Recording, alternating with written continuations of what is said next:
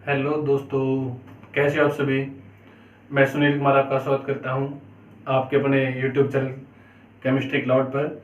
और जैसा कि आपको पता है, हम इलेक्ट्रोकेमिस्ट्री कर रहे थे, जिसके अंदर हम इलेक्ट्रोलाइसिस का बेसिक सा जो कंसेप्ट जो था हम वहां पर कर चुके हैं। ठीक है, तो आइए आज हम करते हैं फैराडेज लॉ ऑफ इलेक्ट्रोलाइसिस। ठीक है, क्या करेंगे आज हम? Faraday's law of electrolysis. तो आज का जो हमारा टॉपिक रहेगा वो क्या होगा आपका? Faraday's law. ठीक है, फैराडेज लॉ ऑफ इलेक्ट्रोलाइसिस। तो फैराडेज लॉ ऑफ इलेक्ट्रोलाइसिस से पहले हम थोड़ी सी एक बार दोबारा से रिवाइज कर लेते हैं कि इलेक्ट्रोलाइसिस था क्या। ठीक, क्या था? इलेक्ट्रोलाइसिस के बारे में हम एक बार डिस्कस कर लेते हैं। इलेक्ट्रोलाइसिस क्या था कि हम एक साल्ट का एक्वस सॉल्यूशन लेते हैं, ठीक है, जिसको हम क्या बोलते हैं? इलेक्ट्रोलाइट। और उसके अंदर हम क्या डालते हैं? मेटल के रोड को उसके अंदर डिप करके रखते हैं। ओके, और इसको हम क्या करते हैं? एक बैटरी के साथ जोड़ देते हैं। जो इलेक्ट्रोड नेगेटिव टर्मिनल के साथ जुड़ेगा उसके ऊपर चार्ज क्या होगा? नेगेटिव। ऐसा इलेक्ट्रोड जो पॉजिटिव के साथ जुड़ेगा उसके ऊपर चार्ज कैसा होगा? पॉजिटिव। ठीक है ना। और इसी तरह से हम इसको किसके अंदर? एक्वस सॉल्यूशन के अंदर डालते हैं। इलेक्ट्रोलाइट के एक्वस सॉल्यूशन के अंदर हम इसको डालते हैं। एक्वस सॉल्यूशन के अंदर लेट सपोज आपने क्या डाल दिया? NaCl। अब NaCl डिकम्पोज किसके अंदर हुआ था? ये आपका ये Na पॉजिटिव और Cl नेगेटिव के अंदर ये डिकम्पोज हो जाता है, अपने आयन के अंदर टूट जाता है। Na पॉजिटिव जो क्या था? कैटायन। Cl नेगेटिव क्या था? ये एनायन। ओके, कैटायन जिस इलेक्ट्रोड के ऊपर जाता है उसको हम क्या बोलते हैं? कि वो क्या होगा आपका? कैथोड। ठीक है ना। एनायन जिस इलेक्ट्रोड के ऊपर जाए उसको हम क्या बोलेंगे? एनोड। तो दैट मींस कि कैथोड के ऊपर चार्ज क्या होगा? नेगेटिव। एनोड के ऊपर चार्ज क्या होगा?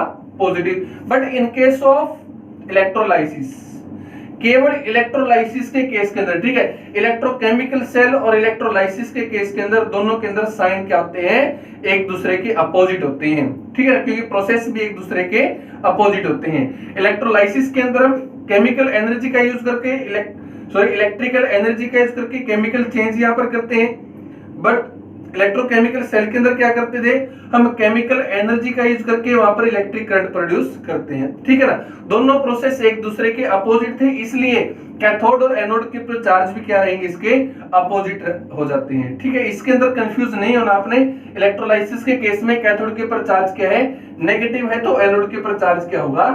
पॉजिटिव होगा। ठीक है, तो होता क्या है कि जैसे इलेक्ट्रोलाइसिस करवाते हैं, करंट पास करते हैं, तो कोई भी एक आयन, जो आपके आयन होते हैं, वो अपने रिस्पेक्टिव इलेक्ट्रोड की तरफ मूव करना शुरू कर, लाइक जैसे कि आपके पास Na पॉजिटिव यहां पर मूव करेगा और Cl नेगेटिव एनोड की तरफ मूव करना शुरू करता है। तो कितना Na पॉजिटिव यहां पर डिपॉजिट करता है, इस कैथोड के ऊपर डिपॉजिट करेगा, या कितना Cl नेगेटिव यहां पर डिपॉजिट करता है, या फिर कितना यहां पर प्रोड्यूस होता है, क्लोरीन कितनी गैस यहां पर प्रोड्यूस होती है, तो उसके बेस के ऊपर हम यहां पर कितना करंट पास करें, ताकि आपकी गिवन अमाउंट ऑफ मेटल या फिर नॉन मेटल आपके गिवन इलेक्ट्रोड के ऊपर डिपॉजिट हो जाए।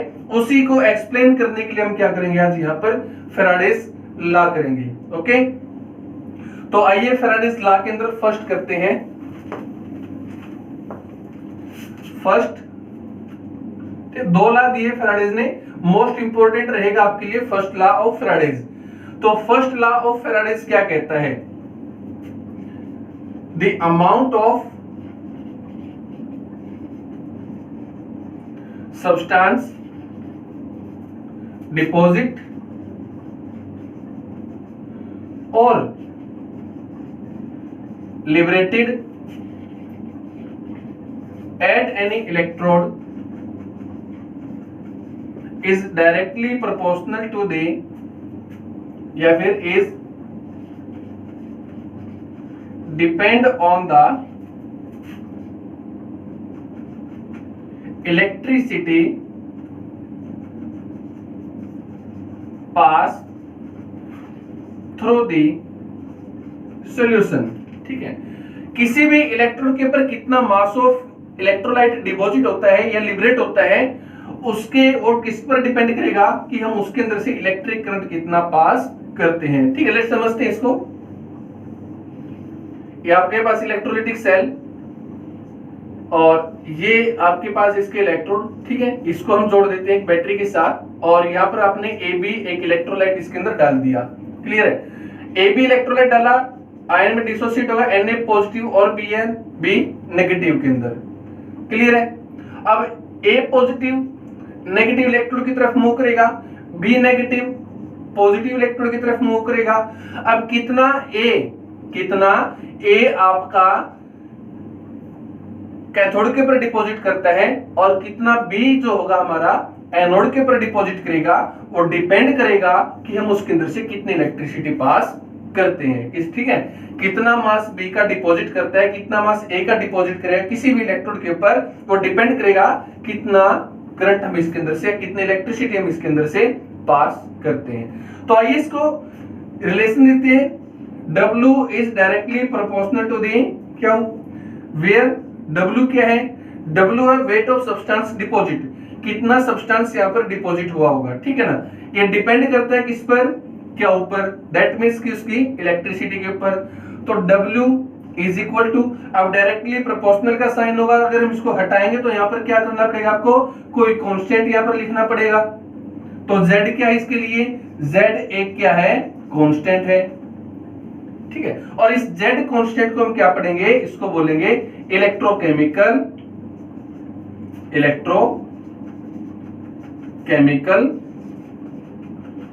इक्विवेलेंट। इलेक्ट्रोकेमिकल इक्विवेलेंट, इसको हम आगे डिफाइन भी करेंगे कि इलेक्ट्रोकेमिकल इक्विवेलेंट होता क्या है। ठीक है, तो W is equal to Z into में क्या हो, वेयर Z क्या है आपका कांस्टेंट होगा। बट आपने फिजिक्स के अंदर पढ़ा होगा कि क्या हो किसके बराबर होता है, ये होता है I इनटू में T, ठीक, करंट इनटू में टाइम। तो पुट कर दो value, W is equal to Z into में क्या होगी, वैल्यू क्या होगी, I इनटू में T। ठीक है, तो W is equal to I into T, formula याद रखेंगे। अगर इफ हम 1 एम्पियर करंट को 1 एम्पियर और 1 सेकंड के लिए अगर हम उसको पास करते हैं तो W किसके बराबर होगा, W is equal to Z, W is equal to Z। तो यहां से इलेक्ट्रोकेमिकल इक्विवेलेंट की डेफिनेशन क्या निकलेगी कि अमाउंट ऑफ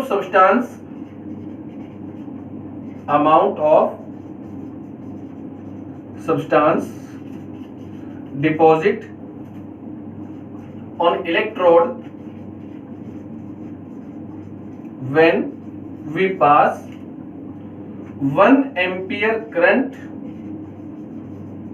for 1 second। ठीक है, अगर हम 1 एम्पियर करंट को 1 सेकंड के लिए पास करते हैं तो किसी भी इलेक्ट्रोड के ऊपर कितना सब्सटेंस डिपॉजिट होगा उसको हम क्या बोलेंगे, इलेक्ट्रोकेमिकल इक्विवेलेंट हम उसको बोलते हैं। दैट मींस कि 1 कूलम, ठीक है ना, क्या is equal to I into में T।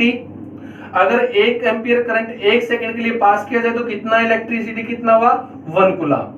ठीक है ना, 1 कूलम इलेक्ट्रिक करंट डिपॉजिट होने पर जितना भी मास डिपॉजिट होगा उसको हम क्या बोलेंगे, उसका इलेक्ट्रोकेमिकल इक्विवेलेंट हम उसको बोलते हैं। क्या बोलते हैं इसको, इलेक्ट्रोकेमिकल इक्विवेलेंट हम उसको बोलेंगे। क्लियर है यहां तक का, नोट करो इसको एक बार, फिर आगे करते हैं। हो गया ना, फैराडे फर्स्ट लॉ क्या कहता है, ये कि किसी भी इलेक्ट्रोड के ऊपर कितना मास डिपॉजिट होगा किसके ऊपर डिपेंड करेगा, जितने हम उसके अंदर से इलेक्ट्रिसिटी पास करते हैं। क्लियर है, तो हमने W equal to, W directly proportional to क्या हो, ठीक है, कितना मास डिपॉजिट और डिपेंड किसके ऊपर करेगा, ये क्या के ऊपर, तो क्या इक्वल टू Z इनटू में क्या हो। ठीक है, Z क्या, यहाँ पर Z आपका एक कांस्टेंट होगा। क्लियर है, क्या की वैल्यू क्या किसके बराबर होगा, करंट इनटू में टाइम, करंट की वैल्यू, ठीक है, यहाँ पर टाइम सेकंड के अंदर हम लेंगे, करंट एम्पियर के अंदर लिया जाएगा। तो यहां से तो रिलेशन आ गया आपकी W equal to Z into में I इनटू T। बट अगर हम इस रिलेशन के अंदर करंट को 1 एम्पियर और टाइम को 1 सेकंड पुट कर देते हैं तो क्या होगा, W इज इक्वल टू क्या बन जाएगा आपका, Z के इक्वल हो जाता है। क्लियर है? यहां से इलेक्ट्रोकेमिकल इक्विवेलेंट की डेफिनेशन आ जाती है कि जब हम किसी इलेक्ट्रोलाइटिक सॉल्यूशन के अंदर से 1 कूलम करंट को 1 सेकंड के लिए अगर पास करते हैं, 1 कूलम करंट को जब पास करते हैं किसी इलेक्ट्रोलाइटिक सॉल्यूशन के अंदर, तो कितना मास डिपॉजिट होगा उसको हम क्या बोलेंगे, इलेक्ट्रोकेमिकल इक्विवेलेंट। क्लियर होगा? क्या होगा वो आपका इलेक्ट्रोकेमिकल इक्विवेलेंट, हम उसको बोलेंगे। ठीक है, समझ में आ गया यहां तक का? तो आगे देखो, अगर हम यहां पर, ये तो था आपके लिए कि अगर सॉलिड मास वहां पर डिपॉजिट होता है, तो अगर किसी भी इलेक्ट्रोड के ऊपर, लाइक से आपने NaCl का करवाया था, तो वहां पर क्या होगी, क्लोरीन गैस लिबरेट होती है। क्लियर है? तो अगर गैस वहां पर लिबरेट होती है तो कितना, एक स्टैंडर्ड टेम्परेचर प्रेशर के ऊपर कितनी गैस वहां पर प्रोड्यूस होती है, कितना गैस का वॉल्यूम उसके अंदर प्रोड्यूस होगा, उसको हम कैसे निकालेंगे। क्लियर है? तो volume of gas produce at STP during electrolysis. ठीक है, इलेक्ट्रोलाइसिस के दौरान कितना वॉल्यूम ऑफ गैस प्रोड्यूस होता है वो किसके बराबर होगा। ठीक है, जिसको रिप्रेजेंट करेंगे V volume of A gas. Clear है? तो कितना वॉल्यूम प्रोड्यूस होगा किसके बराबर होगा वो, उसको हम निकालेंगे I इंटू T इंटू में इक्विवेलेंट वॉल्यूम डिवाइड बाय 96500। जहां पर देखो I तो क्या आपका करंट है, T क्या है टाइम, VE ये रिप्रेजेंट करता है इक्विवेलेंट वॉल्यूम को। किसको रिप्रेजेंट करेगा, आपका इक्विवेलेंट वॉल्यूम। अब इक्विवेलेंट वॉल्यूम की वैल्यू जो होगी आपने याद रखनी होगी। क्लियर है? इक्विवेलेंट वॉल्यूम क्या आपने याद रखनी होगी। नॉर्मली 3 गैसेस होंगी आपकी, मोस्टली एग्जाम के अंदर होती हैं जहां पर पूछा जाता है। तो इक्विवेलेंट वॉल्यूम की वैल्यू क्या होगी, जैसे कि फॉर एग्जांपल वहां पर हाइड्रोजन आ जाए कि अगर हाइड्रोजन प्रोड्यूस होती है तो हाइड्रोजन का वॉल्यूम कितना होगा, तो वहां पर इक्विवेलेंट वॉल्यूम की वैल्यू कितनी पुट करोगे आप, 5.6। कितना पुट करोगे इसके अंदर, 5.6। ऐसे ही अगर हाइड्रोजन की पूछे तो कितना होगा वो 11.2, और क्लोरीन की अगर पूछे तो कितना होगा वो भी आपकी 11.2। आप इक्विवेलेंट वॉल्यूम की वैल्यू यहां पर पुट करके न्यूमेरिकल को इजीली निकाल सकते हो। 96500 ये क्या है, ये क्या होता है। 96500 को अगर हम समझते हैं तो लेट मान लेते हैं कि आपके पास, ठीक है, हम इसको समझने की कोशिश कर रहे हैं एक बार, काफी आसान है बिल्कुल। लेट मान लो कि आप सोडियम को डिपॉजिट करवाते हैं किसी इलेक्ट्रोड के ऊपर सोडियम मेटल के अंदर।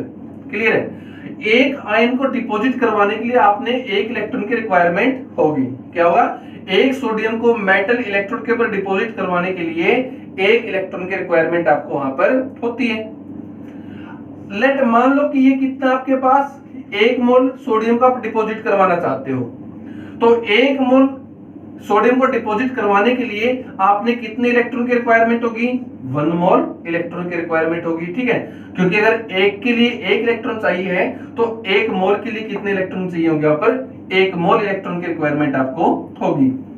अगर 1 इलेक्ट्रॉन का बात करते हैं तो टोटल चार्ज कितना होगा, यहाँ पर 1 मोल इलेक्ट्रॉन पर चार्ज कितना होगा, चार्ज ऑन 1 इलेक्ट्रॉन, 1 इलेक्ट्रॉन के ऊपर कितना चार्ज होता है, ये कितना होगा 1.6 इंटू 10⁻⁻⁻19 कूलम। ये 1 इलेक्ट्रॉन के ऊपर चार्ज होता है, बट आपके पास तो कितना है 1 मोल। 1 मोल में कितने इलेक्ट्रॉन होंगे, 6.022 इंटू में 10⁻23। इतने इलेक्ट्रॉन के ऊपर टोटल चार्ज कितना होगा, तो 1 इलेक्ट्रॉन का चार्ज की मल्टीप्लाई हम इसके साथ करवा देंगे तो कितना आ जाता है, ये अप्रोक्सीमेट, ठीक है, अप्रोक्स रिजल्ट आता है कितना, ये 96,500 कूलम। तो 96,500 कूलम क्या है, ये तो ना 1 मोल इलेक्ट्रॉन का टोटल चार्ज के इक्वल होता है 96,500 कूलम। और अगर शॉर्ट के अंदर इसको हम देखते हैं, शॉर्ट में अगर देखते हैं तो इसको मैं रिप्रेजेंट करता हूं 1 फैराडे के साथ। ठीक है, एक मोल इलेक्ट्रॉन के ऊपर कितना चार्ज होगा उसको रिप्रेजेंट करेंगे 1 फैराडे से, और 1 फैराडे की वैल्यू कितनी होगी 96,500 कूलाम 1 फैराडे की वैल्यू होती है। बोलो क्लियर है सब कुछ? क्लियर है ना? ठीक है। किसी भी गैस का कितना वॉल्यूम प्रोड्यूस है उसके लिए हमने फॉर्मूला पर पुट कर दिया, I × TV डिवाइडेड बाय 96500। ठीक है। V के यहाँ पर इक्विवेलेंट वॉल्यूम होगा जिसकी वैल्यू क्या होगी, हाइड्रोजन के लिए 5.6 होगी, ऑक्सीजन के लिए 11.2 होगी, क्लोरीन के लिए 11.2 होगी। अब 96500 क्या है, ये 96,500 क्या होता है, ये 96,500 1 फैराडे होता है। 1 फैराडे क्या होगा, 1 फैराडे क्या होता है, एक मोल इलेक्ट्रॉन के ऊपर टोटल चार्ज कितना है। ठीक है, एक मोल इलेक्ट्रॉन के ऊपर टोटल चार्ज कितना है, वो कितना होगा 96500 के इक्वल होता है। इस 96,500 को हम क्या मान के चलते हैं कि ये क्या आपका 1 फैराडे होगा। ठीक है, इसको हम शॉर्ट फॉर्म के अंदर क्या लिखते हैं कि ये हमारे पास क्या है 1 फैराडे होगा। क्लियर है ना यहां तक का? तो आइए, ये हमने फर्स्ट लॉ ऑफ फैराडे किया है। इसी के बेस के ऊपर मैं काफी सारे आपके लिए कुछ न्यूमेरिकल लेके आया हूं जो पीछे बोर्ड के एग्जाम के अंदर आए हैं, ठीक, जो कि पिछले बोर्ड के अंदर आपके न्यूमेरिकल आए हैं। तो देखते हैं, देखो फर्स्ट जो न्यूमेरिकल होगा मैं यहां पर लिखता हूं आपके लिए, साथ के साथ आप लिख लेना, how much electricity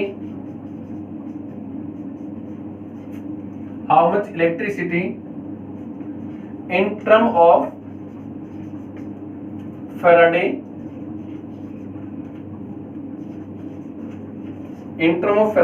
is required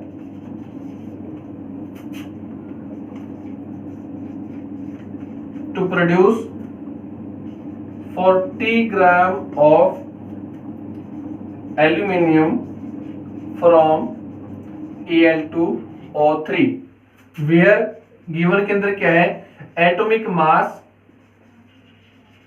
of aluminium is 27। ये गिवन के अंदर भी आपके पास, ठीक है ना। ऑप्शन इसके अंदर देता है ये 1.33 ग्राम, बी 4.44 ग्राम, सॉरी फैराडे के अंदर है ना, फैराडे और 6 2.22 फैराडे और डी नन, इनमें से कोई भी नहीं। तो करिए एक बार, ठीक है, कॉपी के अंदर निकालो एक बार जल्दी से।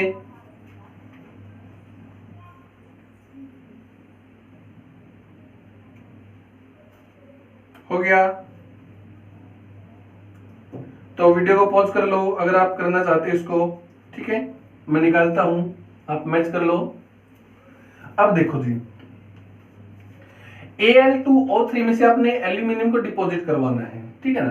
तो Al2O3 के अंदर एल्यूमिनियम का ऑक्सीडेशन नंबर क्या होगा, +3 को डिपॉजिट करवाओगे आप एल्यूमिनियम के अंदर, ठीक है। अब देखो, एक एल्यूमिनियम 3 पॉजिटिव को एल्यूमिनियम में चेंज करने के लिए आपने कितने इलेक्ट्रॉन की रिक्वायरमेंट होगी, 3 इलेक्ट्रॉन की वहां पर जरूरत आपको पड़ेगी, ठीक है। एक एल्यूमिनियम के लिए कितने इलेक्ट्रॉन की जरूरत पड़ती है आपको, एक एल्यूमिनियम को डिस्चार्ज करने के लिए 3 इलेक्ट्रॉन की जरूरत पड़ती है। तो अगर आपके पास बात हो 1 मोल की, तो कितने इलेक्ट्रॉन की जरूरत पड़ेगी वहां पर आपने 3 मोल। कितने इलेक्ट्रॉन जरूरत पड़ेगी 3 मोल के लिए। बट 1 मोल क्या होगा, 1 मोल किसके बराबर होता है, 1 मोल बराबर होगा उसके एटॉमिक मास के, ठीक है। दैट मींस कि कितने, ये 27 ग्राम के इक्वल होगा। 27 ग्राम एल्यूमिनियम को डिपॉजिट करवाने के लिए आपने 3 मोल इलेक्ट्रॉन की रिक्वायरमेंट होगी, ठीक है ना। और 1 मोल किसके बराबर होता है, 1 फैराडे के लिए। तो 27 के लिए कितने फैराडे की जरूरत होगी आपको, 3 फैराडे के लिए, ठीक है। नोट करना, 27 gram aluminium are deposited by 3 × 96500 coulomb. 27 gram को डिपॉजिट करवाने के लिए इतने कूलम इलेक्ट्रिक करंट की आपको जरूरत होती है। तो 1 ग्राम को डिपॉजिट करवाने के लिए कितनी जरूरत होगी आपको, 3 × 96500 डिवाइड बाय 27। बट निकालना कितना है आपने, कितना डिपॉजिट करवाना है, यहां पर देखो 40 ग्राम। तो 40 ग्राम के लिए कितना यूज करोगे आप, इनटू में क्या कर दोगे यहां पर 40, ठीक है, कट जाएगा ये आपका। और जब इसको सोल्व करते कितना आता है, यहाँ पर आंसर आपका 4.44 फैराडे। ठीक है, तो ऑप्शन बी जो होगा आपका क्या होगा, वो ठीक होगा। क्लियर है ना। आपने केवल इस इक्वेशन के ऊपर ध्यान देना पड़ेगा बेटा। यहां पर एल्यूमिनियम 3 पॉजिटिव है को आपने एल्यूमिनियम के अंदर चेंज करना, डिस्चार्ज करना है, तो एक एटम को डिस्चार्ज करने के लिए 3 इलेक्ट्रॉन की जरूरत पड़ती है। तो 1 मोल एल्यूमिनियम को डिस्चार्ज करने के लिए 3 मोल इलेक्ट्रॉन की जरूरत पड़ेगी। 1 मोल एल्यूमिनियम का मतलब क्या होगा कि उसके अंदर कितना है, 27 ग्राम एल्यूमिनियम होगा। तो 27 ग्राम के लिए कितनी जरूरत पड़ेगी आपको, 3 × 96500 कूलम की। तो 40 ग्राम के लिए कितनी जरूरत पड़ेगी, 20। ठीक है, कैलकुलेट करते हैं तो कितना है ये 4.44 फैराडे। ठीक है, 4.44 फैराडे यहां पर आ जाता है। क्लियर है ना। तो नेक्स्ट करते हैं फैराडेज फर्स्ट लॉ के ऊपर। नेक्स्ट जो न्यूमेरिकल जो होगा आपके लिए वो मैं लिखता हूं, ये आप खुद करोगे। Second,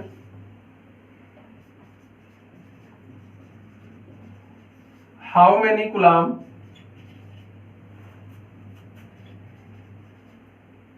are required to produce 20 gram of calcium from CaCl2 where atomic mass of calcium is 40। ठीक है, 40 यहां पर एटॉमिक मास कैल्शियम का दिया गया है। तो वीडियो पॉज करो, आप निकालो, तब तक मैं इसको निकालता हूं। क्लियर है। CaCl2 को आपने चेंज किसके अंदर करना है, कैल्शियम के अंदर आपने डिपॉजिट इसको करवाना है। तो यहां पर कैल्शियम का ऑक्सीडेशन नंबर क्या होगा, +2। ठीक है ना। एक कैल्शियम को डिस्चार्ज करने के लिए कितने इलेक्ट्रॉन की जरूरत पड़ेगी आपको, 2 इलेक्ट्रॉन की जरूरत पड़ती है। अगर बात करते हैं 1 मोल कैल्शियम की, तो कितने इलेक्ट्रॉन की जरूरत पड़ेगी यहां पर, 2 मोल इलेक्ट्रॉन की। समझे ना। एक कैल्शियम को डिस्चार्ज करने के लिए कितने इलेक्ट्रॉन जरूरत पड़ती है, यहां पर 2 की। तो 1 मोल को डिस्चार्ज करने के लिए कितनी जरूरत पड़ेगी, 2 मोल इलेक्ट्रॉन की। क्लियर है ना। 1 मोल का मतलब क्या है, कितना डिस्चार्ज करते हैं 2 मोल इलेक्ट्रॉन, केवल 40 ग्राम। कितना करते हैं वो, केवल 40 ग्राम। तो आपके पास देखो जी क्या आ गया यहां से, अगर पूरी इक्वेशन को देखते हैं तो 40 ग्राम को डिपॉजिट करवाने के लिए कितनी जरूरत पड़ेगी आपको, 2 × में 96500 इलेक्ट्रॉन कूलम की। 1 ग्राम को डिपॉजिट करवाने के लिए कितनी, 2 × में 96500 डिवाइड बाय 40। बट डिपॉजिट करवाना कितना आपने, 20 ग्राम। तो 20 ग्राम के लिए कितनी जरूरत पड़ेगी, 2 × 96500 डिवाइड बाय 40 × में 20। कितना बच गया आपके पास, केवल 96500 कूलम। कूलम के अंदर इसने पूछा था ना, तो कूलम के अंदर चार्ज आ गया आपके यहाँ कि कितनी जरूरत पड़ेगी, 96500 कूलम चार्ज होगा। अगर हम कैल्शियम क्लोराइड के सॉल्यूशन के अंदर से 96500 कूलम चार्ज अगर हम उसके अंदर से पास आउट करते हैं तो कितना कैल्शियम डिपॉजिट होगा, 20 ग्राम कैल्शियम इलेक्ट्रोड के ऊपर डिपॉजिट हो जाता है। ठीक है, कैथोड के ऊपर कितना डिपॉजिट होगा, 20 ग्राम कैल्शियम वहां पर डिपॉजिट हो जाता है। कितना चार्ज के बाद, 96500 कूलम। फैराडे के अंदर पूछता है तो इसको हम क्या लिख देते, 1 फैराडे। ठीक, फैराडे के अंदर इसको पूछता है तो कितना लिखते हैं इसको, 1 फैराडे यहां पर इसका लिख देते हैं हम। क्लियर है ना। तो उतार लो इसको, एक बार स्क्रीनशॉट ले लो। नेक्स्ट हम देखते हैं third question.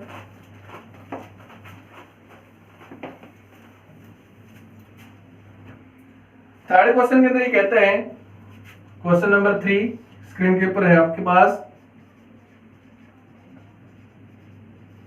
How many coulomb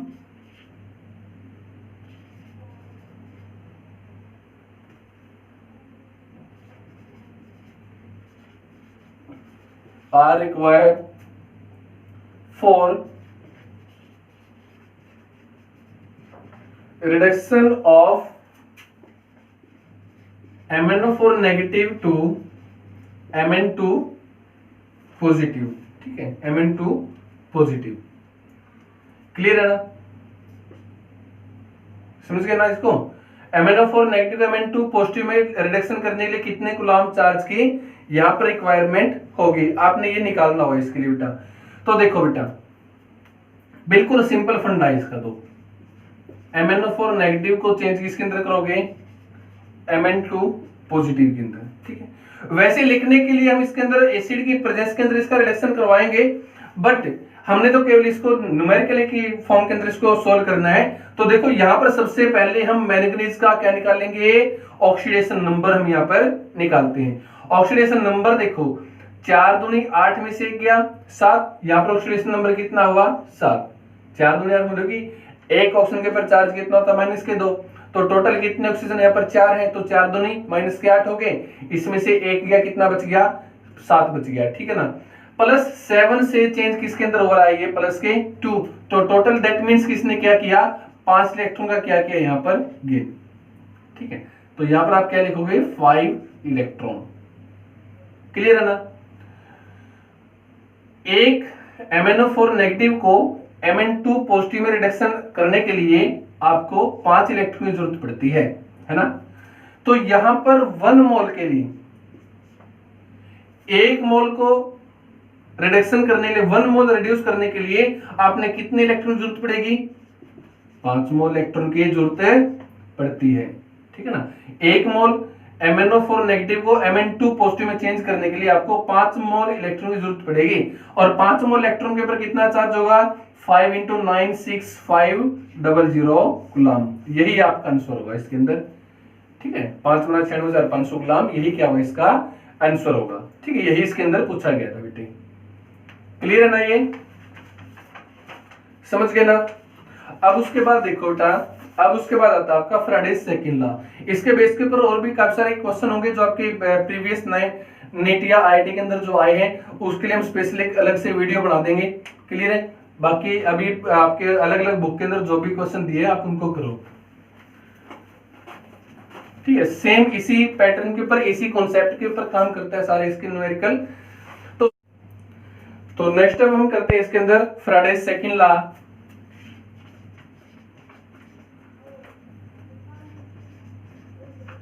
Faraday's second law, ठीक है ना। फैराडेज फर्स्ट लॉ हम पढ़ चुके हैं, फैराडेज सेकंड लॉ हम करेंगे। तो फैराडेज सेकंड लॉ के अंदर क्या होता है देखते हैं। इसमें देखो, when same amount of current, when same amount of current passes through the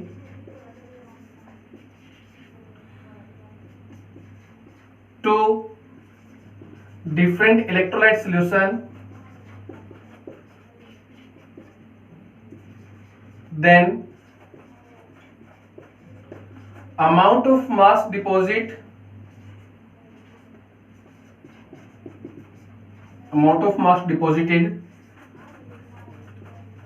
depend on the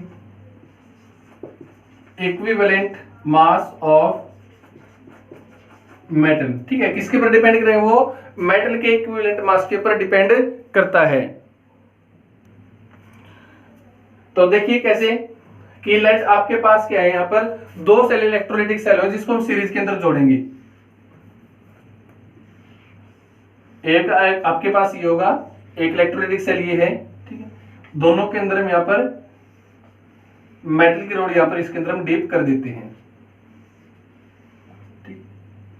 और ये हमारे पास बैटरी इसके साथ हमने जोड़ दिया, ठीक है। ये बैटरी का पॉजिटिव टर्मिनल है, तो इसके ऊपर चार्ज भी क्या रहेगा पॉजिटिव, इसके ऊपर चार्ज क्या होगा अब नेगेटिव, इसके ऊपर चार्ज क्या होगा पॉजिटिव, तो यहाँ पर चार्ज क्या होगा नेगेटिव। लेट मान लेते हैं कि इसके अंदर आपने कॉपर सल्फेट सोल्यूशन डाला है, तो यहाँ पर क्या डाला हुआ आपने जिंक सल्फेट का सोल्यूशन आपने इसके अंदर डाल रखा है, ठीक है। तो कैथोड के ऊपर कितना मास कॉपर का डिपॉजिट होगा और कैथोड के ऊपर जिंक का कितना मास डिपॉजिट होता है, वो डिपेंड किसके ऊपर करेगा, कॉपर और जिंक के इक्विवेलेंट मास के ऊपर ये डिपेंड करता है, ठीक है ना। तो फॉर्मूला यहां से क्या बनेगा, जो न्यूमेरिकल के लिए यूज करोगे आप, वो क्या होगा, mass of copper divide by mass of zinc is equal to equivalent mass of copper divide by equivalent mass of zinc.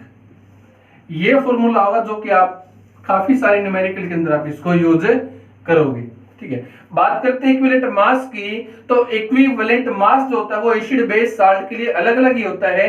ठीक है, अलग अलग निकालने का तरीका होता है, बट आपको हाल फिलहाल में यहाँ पर साल्ट के लिए निकालना है ना, तो साल्ट के लिए अगर आप निकालोगे तो क्या होगा, तो इक्विवेलेंट मास किसके बराबर होता है, मेटल का एटॉमिक मास डिवाइड बाय इस मेटल के ऊपर चार्ज कितना होगा। ठीक है ना, मेटल के ऊपर चार्ज कितना होगा वो आप यहाँ पर याद रखोगे। लेट जैसे कॉपर सल्फेट की बात करते हैं, तो कॉपर सल्फेट के अंदर कॉपर का एटॉमिक मास कितना होगा, 63.5 होगा। चार्ज कितना होगा यहाँ पर 2 होगा। तो अगर हम इसको सॉल्व करते हैं तो कितना होता है वो, ये आता है इसका 31.7। तो ये क्या आ गया, कॉपर का इक्विवेलेंट मास। ठीक है, अगर यहाँ से जिंक सल्फेट का निकालोगे तो जिंक का निकालना है, यहाँ पर जिंक का निकालना पड़ेगा। तो जिंक का निकालने के लिए क्या होगा, जिंक का एटॉमिक मास लिखेंगे, चार्ज 2 लिखेंगे, डिवाइड करेंगे तो वहां से क्या आ जाता है, जिंक का एटॉमिक मास आ जाएगा। ठीक है ना, तो जब दो इलेक्ट्रोलाइटिक सॉल्यूशन को सीरीज में जोड़ दें और उसके अंदर से सेम करंट सेम टाइम के लिए पास आउट करते हैं तो कितना मास मेटल का डिपॉजिट होगा वो डिपेंड करता है उसके इक्विवेलेंट मास के ऊपर, ये डिपेंड करेगा। ठीक है, तो लेट मान लेते हैं आपको, देखो एक क्वेश्चन करवाते हैं, उसके बेस के ऊपर आप इसको काफी अच्छे से समझ पाओगे। एक इलेक्ट्रोलाइटिक सेल हम यहां पर कंस्ट्रक्ट कर लेते हैं। ठीक है, दोनों के अंदर हमने यहाँ पर मेटल की इलेक्ट्रोड यहाँ पर डिप कर देते हैं और अंदर इनके हमने इलेक्ट्रोलाइटिक सॉल्यूशन डाल रखा दोनों के अंदर अलग अलग। ठीक है ना, और इसको हम एक बैटरी के साथ जोड़ देते हैं और दोनों को हम यहाँ पर इसको सीरीज के अंदर भी जोड़ देते हैं। एक सोल्यूशन के अंदर तो क्या है, यहाँ पर कॉपर सल्फेट है और दूसरे सोल्यूशन के अंदर क्या है, गोल्ड क्लोराइड होगा, आपका AlCl3 होगा। ठीक है, AuCl3। तो ये क्या कहता है कि अगर हम 5 मिनट के लिए 5 आवर के लिए same quantity of electric current यहाँ पर पास करते हैं, ठीक है, same quantity of electric current इसके अंदर से हम पास करते हैं, तो क्या होता है कि 9.85 ग्राम गोल्ड डिपॉजिट हो जाता है इसके कैथोड के ऊपर। तो बताओ उतने ही टाइम में कॉपर कितना डिपॉजिट होगा, यहां पर आपने निकालना है ये वाला। तो सिंपल सा फॉर्मूला है, mass of copper divide by mass of gold is equal to equivalent mass of copper divide by equivalent mass of gold. Mass of copper तो आपने निकालना ही है, मास ऑफ गोल्ड कितना डिपॉजिट हुआ है 9.85 gram is equal to equivalent mass of copper कितना होता है, ये आपको मैंने बताया था 31.7 होता है। ठीक है, गोल्ड का अगर आप निकालना चाहोगे तो क्या होगा कि गोल्ड का मास कितना होता है 197 होता है और गोल्ड के ऊपर अगर हम यहाँ से चार्ज देखते हैं तो कितना होगा, इसके ऊपर ये 3 चार्ज होगा, इसके ऊपर प्लस के 3 होगा, तो काटे तो कितना बचेगा वो 69 आपके पास बच जाता है ना, 69 यहाँ पर आपके पास है बच जाएगा। ठीक है ना, ये तो यहाँ पर इक्विवेलेंट मास कितना होगा इसका, ये 69। ठीक है, तो मास ऑफ कॉपर अगर यहां से निकाल देंगे तो कितना बचेगा बेटे, वो बच जाता है 4.52 ग्राम। 4.52 ग्राम यहां से मास ऑफ कॉपर इसके ऊपर डिपॉजिट हो जाता है। ठीक है, तो ये था आपका फैराडेज सेकंड लॉ और उसके ऊपर न्यूमेरिकल काफी कम देखने को मिलेंगे आपको इसके ऊपर, तो न्यूमेरिकल क्लियर है। बाकी और आपके पास काफी सारे ऐसे कॉन्सेप्ट होंगे जिसके ऊपर आप यहाँ पर न्यूमेरिकल देखोगे और करोगे तो आप उसको थोड़ा अच्छी तरह से आप करो, क्लियर है ना। तो यहाँ तक अगर आपको कोई प्रॉब्लम है तो आप कमेंट के सेक्शन के अंदर जाकर कमेंट कर सकते हो, और अगर आपने इलेक्ट्रोलाइसिस भी नहीं देखा तो आप इससे प्रीवियस की जो वीडियो जो हमारे पास है आप वहां पर देख सकते हो, क्लियर है ना। Okay, bye.